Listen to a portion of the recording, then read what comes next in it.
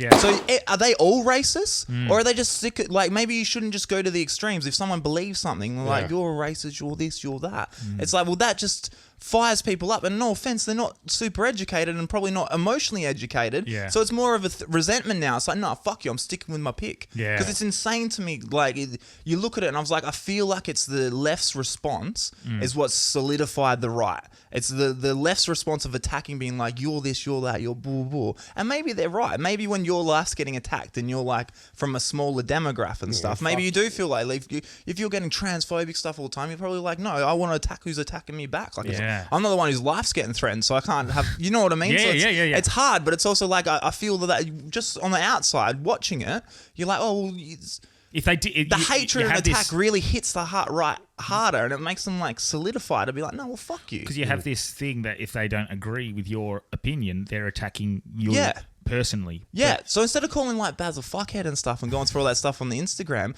isn't that a chance to be like, hey, Lord Mayor of Perth, this is what's actually the transgender issue is. Yes. This is what's happening with these people. This is the issues that they face every day. This is how your comments hurt people. Yeah. This is what, instead of being like, protest, get him out, burn him to death. Because all it does is the other older people that believe him, all they're going to is stick to him and be like, no, these people are idiots. And creates more division. Yeah. Man. And do you think that's what's happening with, move away from that one and go back to the election side, but in regards to the division that's happening there, do you think that's what is happening with that issues, like with the Black 100%. Lives Matters, with anything that comes to COVID response?